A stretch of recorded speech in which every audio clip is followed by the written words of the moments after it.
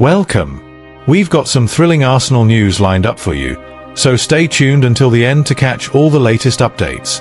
And don't forget to leave 300 likes to keep us motivated in bringing you the latest Arsenal updates. Arsenal are green-lighting the sale of their current starter for two key reasons, primarily the rise of a remarkable talent.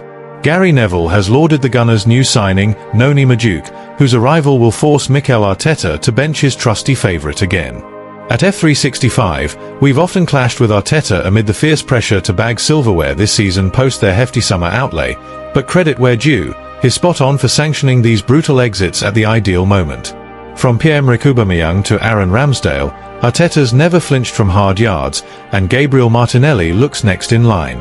Once hailed as Bukayo Saka's peer rising through Arsenal's ranks, the flashy winger's been outpaced by the England star these past few years.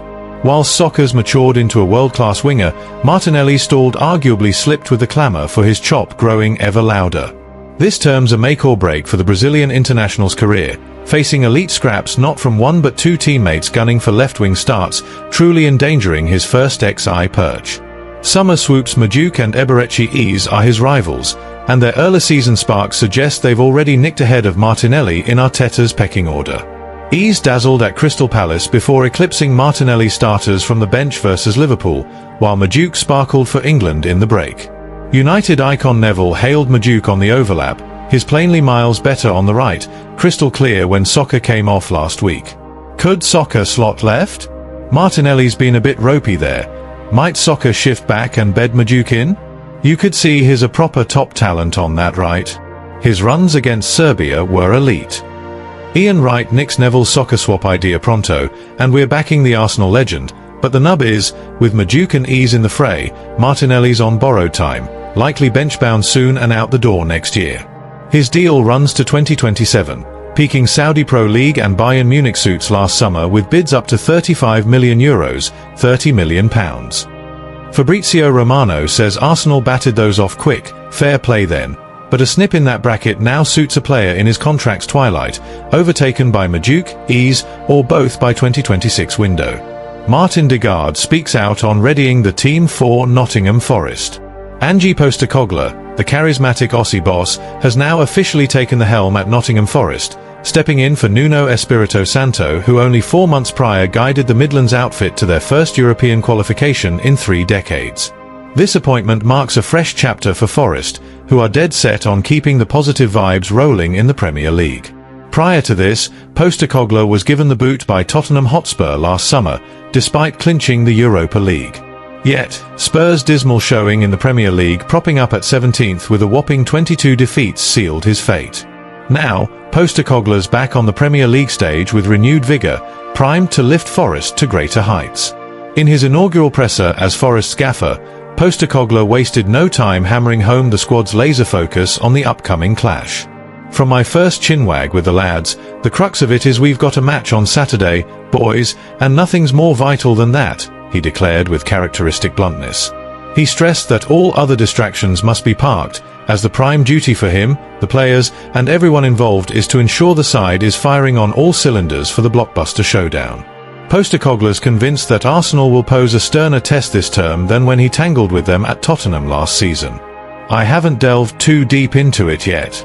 That's our top-notch prep for taking on one of the Premier League's elite, he remarked, tipping his hat to the opponent's growing solidity, courtesy of their summer spree.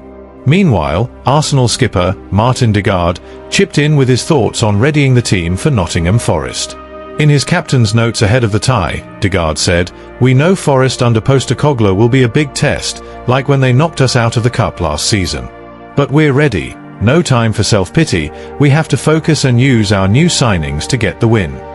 The Gunners have indeed splashed the cash big time in the summer window, beefing up the squad with a host of top-draw talents. Signings include Victor Gyökeres from Sporting CP, who's tipped to lead the line, Martin Zubimendi from Real Sociedad to shore up midfield, and Noni Madueke from Chelsea bringing pace on the flanks.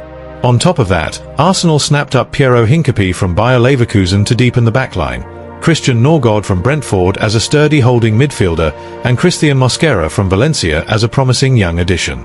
The duo of keepers, Kepa from Chelsea and Eberechi from Crystal Palace, round off a more balanced and deep roster.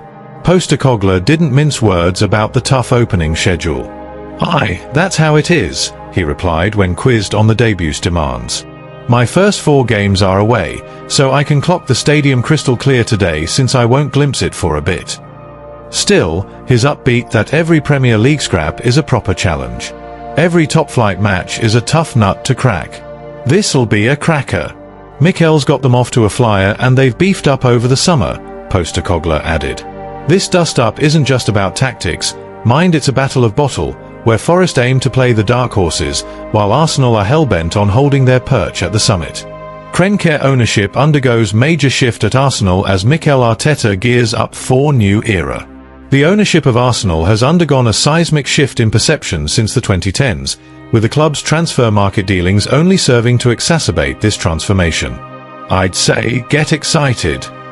Those infamous words from Josh Kroenke, who now serves as co-chairman of Arsenal, came in a 2019 interview. This was a year after Kroenke Sports Entertainment, KSE, seized full control of the club by buying out the then second-largest shareholder, Alisher Usmanov. The £550 million offer to purchase those 30% shares forced all club shareholders to sell up. At the time, the move was far from popular, and Stan Kroenke, the owner of KSE, has been under intense scrutiny throughout his tenure at the club. The dearth of competitive seasons since the early 2000s, coupled with the club's expulsion from the Champions League under Arsene Wenger, preceded the takeover, leaving relations between the club's hierarchy and its fan base at an all-time low. Yet, since 2018 and those notorious quotes, Arsenal has moved in only one direction: upwards. Barring the collapse of the European Super League in April 2021, views on the club's ownership have undergone a dramatic turnaround. That Super League volte-face, in many ways, ignited the substantial investments under Mikel Arteta. After listening to you and the wider football community over the past few days, we are withdrawing from the proposed Super League. "We made a mistake, and we apologize for it," read Arsenal's board statement on the 20th of April, 2021. Josh Kroenke has been the key figure in the club's ownership during this period, with Stan Kroenke present but allowing his son to oversee operations. Alongside the long-term advisor and now executive vice-chairman of the club, Tim Lewis, there has been a major executive overhaul since 2018. From the sacking of Unai Emery, to the departures of Vinay Venkatesham, Rahul Sanlhi, and Sven Mislintat, through to the promotion and eventual exit of Edu Gaspar. Recruiting Andrea Berta in 2025 to oversee the club's record spending spree on 8 new players. Though silverware remains somewhat exclusive, the last coming in Arteta's debut season as manager, the club has not been this competitively positioned since the late 90s and early 2000s.